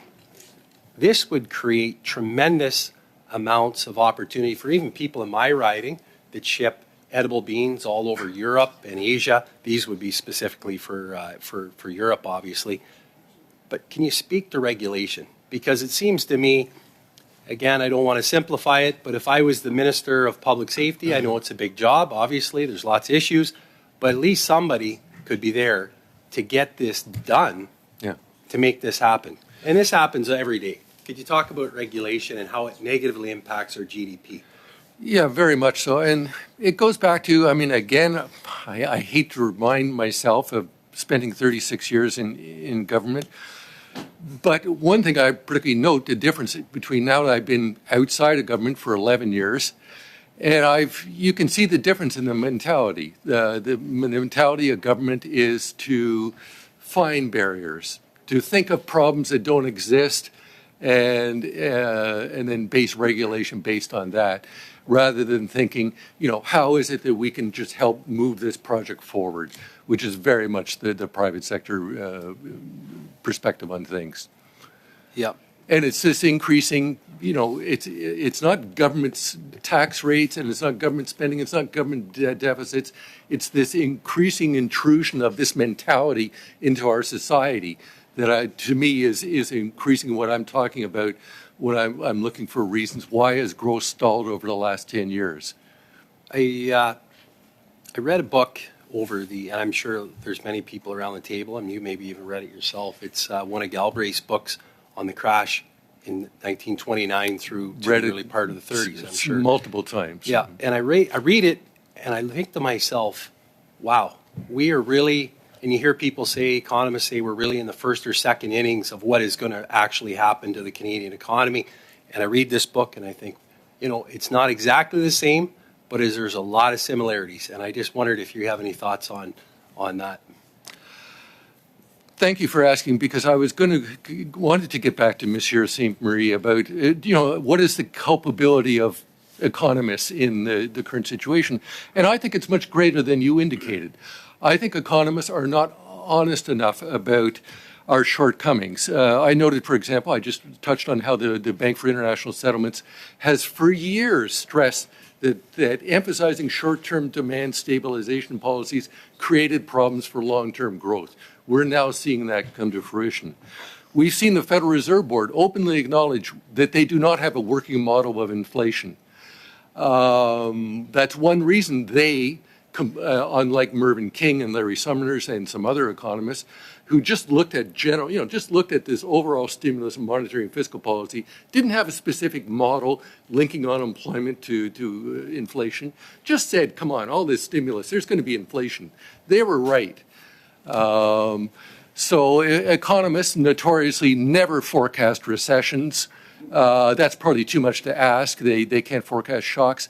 But they've shown that they don't have a good grasp of a lot of things. And I think people turn too much to economists for specific answers. Economists are not honest enough about saying, we don't know everything. We don't know much, actually. Thanks. I think it's customary that new members get an 8-minute round, their first round. All right, good to have you here, MP Lobb. Now we're off to MP McDonald for 5 minutes. Thank you. And, go back to Équateur. Andrienne Brazeau, please. I wanted to talk to you a little bit about the government funding to help reduce GHGs, but it's in form of nitrogen fertilizer. It's important to clarify we're not seeking to reduce the amount of fertilizer farmers can utilize to produce their quality products, but rather look to explore ways to reduce GHGs that are produced in the application of fertilizer. We currently have a sustainable agriculture strategy co-chaired by the Canadian Federation of Agriculture, which represents from over 20 agriculture groups. Farmers are the leading edge of climate adaptation efforts and know more than anyone the impacts of warming climate. How can we continue to support farmers in their efforts to promote sustainability without hampering them in their efforts to remain competitive and producing world-class products? Thank you for the question. I do think that was done related to the engrais azoté, as we say in Équiterre language, in the last budget was a very great advancement. However, unfortunately, since we were notified very late about this meeting today, I am not our agriculture expert. I wouldn't be able to fully answer your question. However, I will get back to you with my colleagues on another day. Thank you. I know you were speaking to previously about carbon storage. And I know there's ways, obviously, that farms are leaving grasslands, mainly in places like Alberta, Canadian Beef Cattlemen's Association. I know that that obviously there's a lot of emphasis being put on farms and how they are actually reducing their GHG emissions. But would you agree that leaving land untouched, basically, for roaming livestock to some extent is actually a form of carbon storage that should be captured for farmers across the country in regards to how they are reducing their GHG emissions? Well, if I understand your question correctly, I would say that untouched land is definitely something that can. It's definitely a form of carbon. Of carbon capture and storage. It's a natural one. That's why we think that any kind of policies and measures that support soil health is beneficial for the future of Canada, whether in terms of food, of affordability for food, or for climate action and other social benefits like that. So once again, I guess I will stop here because my colleagues are more informed than I am on this topic. But yeah, I will simply repeat that, well, nature-based solutions, which also include agriculture, are really key and are a good form of carbon capture to reach net zero eventually. And we've heard. I'm going to change the pace a little bit for you, so I'll get off agriculture. But we've heard several times about investments in corporations, and I just want to get your opinion on if a specific industry or sector aligns with government challenges. So, climate change. Should governments be prepared to invest alongside private corporations? Absolutely. I think that a government needs to show leadership when it comes to climate action, for sure. It needs to set the pace, and it needs to set the right targets, the right price signals, to ensure that the entire economy will follow. However, I do think that the industries that are responsible for the climate crisis and who contributed to it a lot historically, or who still do it today, need to do their fair share. And the government, and which also means every single Canadian, doesn't have to pay for the entire transformation of these industries if they're to transform in a way that's sustainable. So there is a balance to find there, but I do think that regulation from the federal government is a strong tool, and that's why we are waiting for regulations on just transition, on the emissions cap, on the zero emission vehicle mandate as well. So those are the ways that I think that can easily be. Those are the ways that a government, I think, should take the lead when it comes to decarbonizing. Okay, thank you. I just want to go to Mr. Cross for a moment, and Mr. Cross, I want to read something by. I'm trying to figure who the author was here. I'll get it for you before we're done. Daniel Workman. He talks about, and I think it's extremely important to gauge personally, and we may disagree on this, but to gauge exports on how the economy is doing. Canada sold $596.9 billion worth of exported products in 2022. That's up 18.5% from $503.9 the year before. So, and even this week, I believe we came across the manufacturing sales, or exports, I shouldn't say sales, exports are up almost 1% in the month of March. And of course, we know which our five biggest export products are. We've seen large investment in Volkswagen, obviously, just recently. Those are one of the top five exports. Crude oil is another one. Gold, automobile parts and accessories. So cars is a large investment that we've just made. Parts and accessory is a large investment we just made. We know we've got $3.8 billion strategy on critical minerals in 200 mines across the country. I think there's 60 different minerals that we're dealing with. Are these not, and when you look at larger businesses and larger corporations, take the Irvings, for example, in my area. They farm. They own grocery stores. They own trucking companies. It's all inclusive. So you start to see a growth sector. And when you look at the investments that government's made over the past year in some of these sectors, would that not fit the bill to be more self-sufficient, more challenging, including the continued growth of our exports, which to me is a gauge that we need to follow relatively closely. And I'll take back, the deficit. So we're really, we've gone well over time, but if you want to give me a very tight, short answer, Mr. Cross, you're welcome to. Yeah, one, I was talking about the volume of exports, not the price. The price isn't something we control. The fact that the crude oil price goes up is not something that reflects government policy here in Canada. More broadly, I would just say, I think this whole, we've tried this approach with clusters, with innovation, R&D, accelerated credits. We've been doing this government-directed attempts at innovation for 10 years, and the end result is the worst growth since we've had since the 1930s. So I don't see this as working well. Thank you. MP McDonald, we're going to MP Sainte-Marie, please. Thank you, Mr. Chair. I would like to say that you are keeping time, but you interrupted his train of thought, so I was impacted by that too.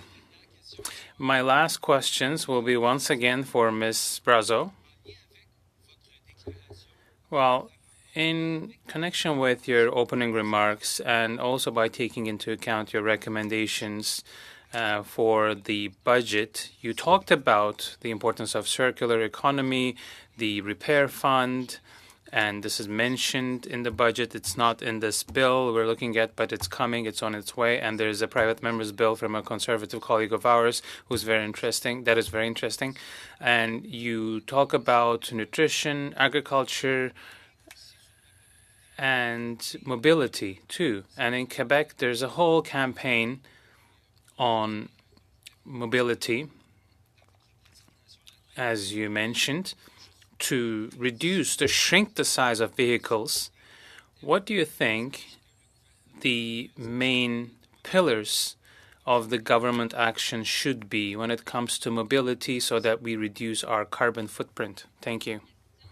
Thank you for the question. Well, there are so many things that the government can do. There are good examples from provinces, but from other countries as well. We need to encourage active mobility, active transportation, public transit, and develop interregional transport other than personal vehicles and trucks. This will, of course, require investing in trains, and a whole series of initiatives could be developed in public transit, shared transit, to reduce the number of vehicles on our roads. That's the most important point. When it comes to goods freight, there's so much that could be done to optimize our networks, our manufacturing chains. And when it comes to transportation, it's clear that we need to help people as well. For instance, currently there are subsidy programs for electric vehicles. We are proposing an improvement of these schemes. For instance, there might be a ceiling in terms of the annual income, household income, to be eligible, so that the money really does go to people who need the subsidy to be able to buy a clean vehicle. And we have to make sure that these subsidies are improved for the lowest income families. Something else we propose is a subsidy for electric bicycles. This might be an alternative for so many people and replace cars and pickup trucks. There is a program that's been very successful, a pilot program of sorts. And 82% of people who try electric bicycles end up using these for their trips from home to work and back home. So we have to reduce our dependence on cars. Very interesting. Thank you very much. So electric bikes. Now we're going to the NDP and MP Bachrach. Thank you, Mr. Chair. And finishing up on air passenger rights, and in the interest of giving credit where credit is due, I wonder if Dr. Lukacs could share with the committee which aspects of Bill C-47's portions on air passenger protection he feels that the government has gotten right. Thank you for the question. Clause 466 is correct. It increases the amount of maximum penalty. That's something we recommended recently. And also in clause 465, subclause 3, that corrects drafting error with respect to baggage delay, that we have actually flagged it for a government in 2017 or 18. Thank you very much. And my final question on this topic, do you feel that what the government has put forward is salvageable? Could the committee choose to amend what the government has proposed in a way that really protects Canadian air passengers? Yes, it is salvageable. It would take some work, and we have outlined in our brief the 7 points of the amendments. First, proposed sections 85.09 and 85.14 would need to be deleted, as well as clause 462. In clause 459, proposed section 85.06 sub 1, the word information should be replaced with evidence. In clause 459, proposed section 85.06 subsection 2 should be amended to read: an order referred to in subsection 1 is an order of the agency. In proposed section 85.12 should be deleted, and 85.1 should be cleaned up, reference to 85.12. In clauses 465, clauses 1, 2, 3 should read as clauses 4 sub 1, 2, 3 of Bill C-327, the Private Members Bill. In the proposed section 85.707 sub 2 should read as proposed section 85.2 in clause 3 of Bill 3C27. And lastly, clauses 467 to 470 in Bill C-47 should be deleted. Thank you. Dr. Lukacs, and thank you, Mr. Chair. MP Bachrach. And now we're up to MP Chambers. Thank you very much, Mr. Chair. Yeah. Just want to make sure we got a sound check. I didn't get one earlier. We're okay?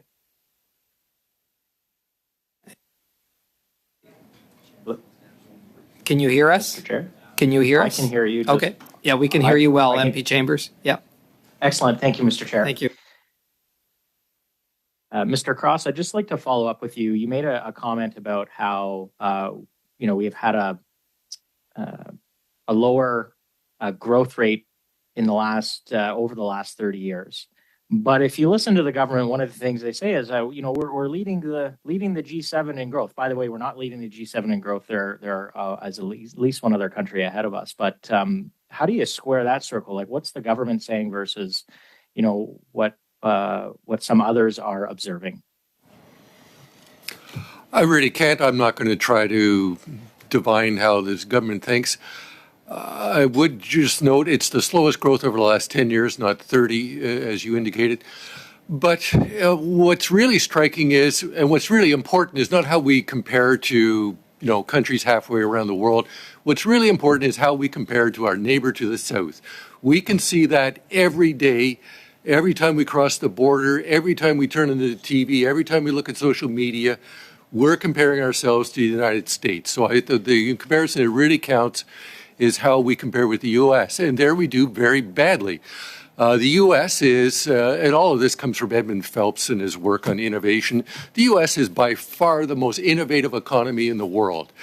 Everybody in the world, when you go to Europe, they want to know, how did the Americans do it? How do they create Facebook, Apple, Google, these world-beating companies? How do they do this over and over again? Everybody wants to recreate that level of innovation. And that's we used to have world-beating companies. 10, 20 years ago, we had a half dozen of the leading 100 companies in the world. Today, we have one, Shopify, and it's had some trouble recently as we get away. So, I think we have to look at, I think it's especially useful we compare ourselves to the U.S. and, we have the example right next door of how to do it right. We don't seem to be looking at that at all. Instead, we look at the U.S. and go, oh, they did this wrong, they're that, they're idiots about capital punishment, gun laws, but they get innovation, and we should be learning from that. Thank you. One of the measures that we've heard a little bit about, although this government doesn't like to talk about it anymore, they used to put a chart, GDP per capita growth in the budget. That chart disappeared this year. My reading of it is in fact, if we do what you're doing, if you compare us to the US on GDP per capita growth, we're actually continuing to fall further and further behind. In fact, near the bottom of our OECD peers. Can you tell us why GDP per capita growth is an important measure to consider? Because population growth by itself automatically increases GDP. People have to eat, they have to be housed, they have to put clothes on. So automatically there's going to be some more spending, more income from that. What's interesting is that the only two countries that are growing rapidly these days in terms of population are Canada and the U.S. And I go back to, again, The Economist recently looked at the U.S. economy. They were lavish in their praise for its ability to innovate. And they noted one of the strengths of the U.S. economy was what they called, they have a demographic advantage. Well, isn't that interesting? We have an even better advantage. We have faster population growth. We have a higher rate of immigration.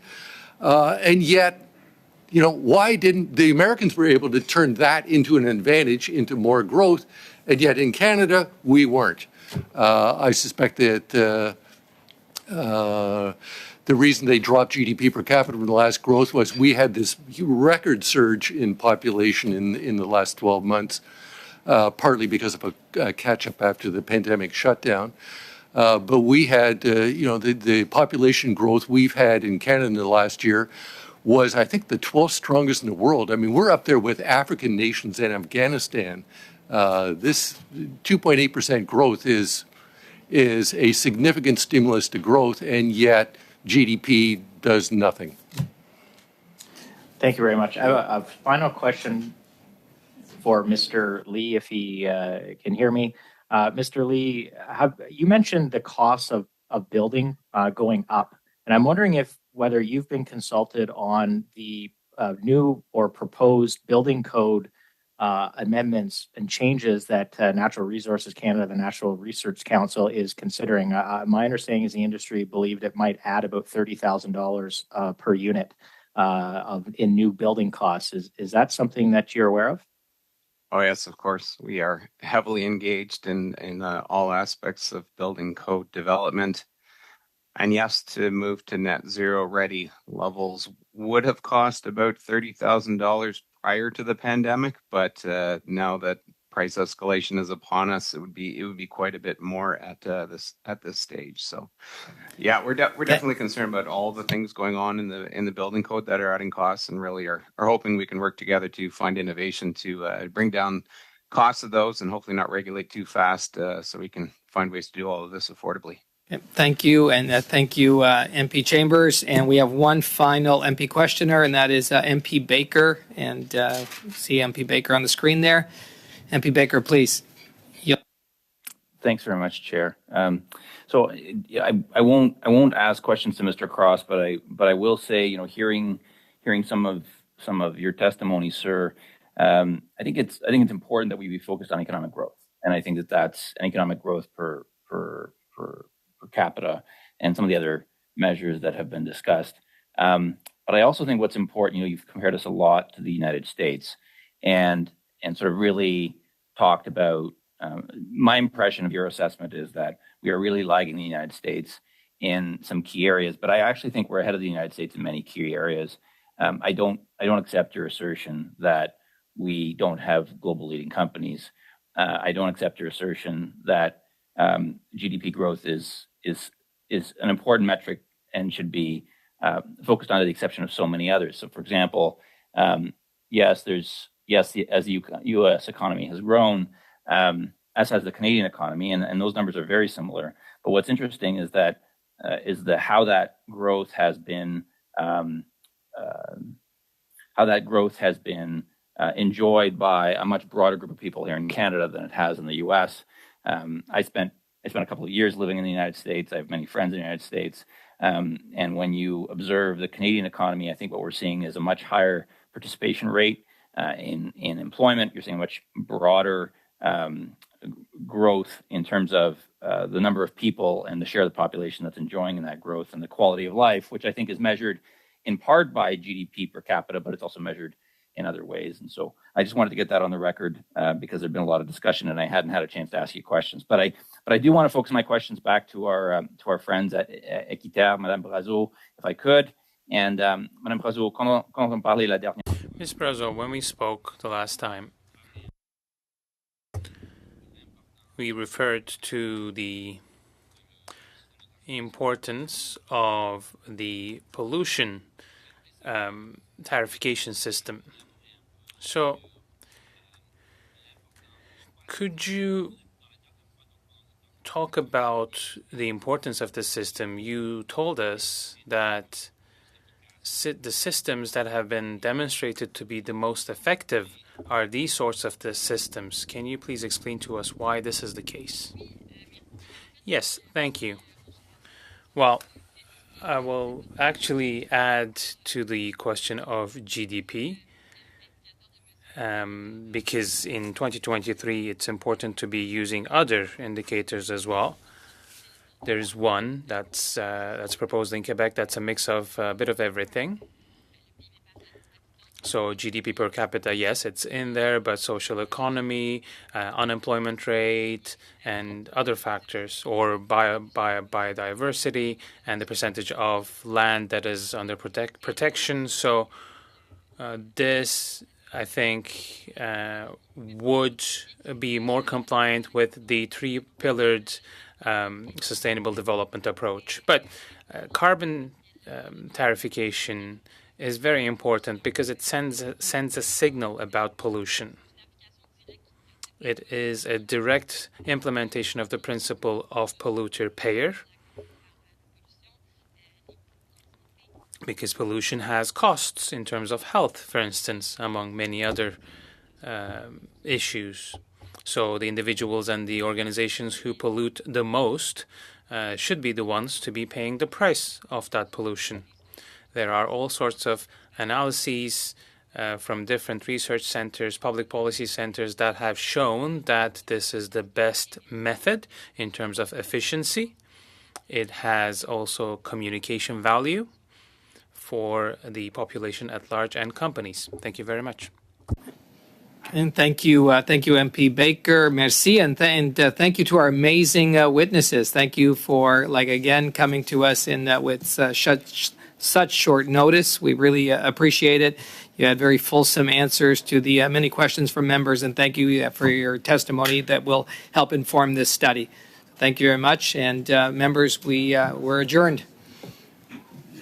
Thank you.